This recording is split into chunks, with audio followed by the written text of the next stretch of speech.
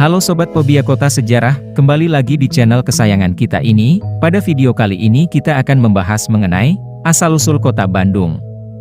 Lahirnya Kabupaten Bandung berawal dari Piagam Sultan Agung Mataram, tepatnya pada 20 April 1641 Masehi. Maka setiap 20 April diperingati sebagai hari jadi Kabupaten Bandung.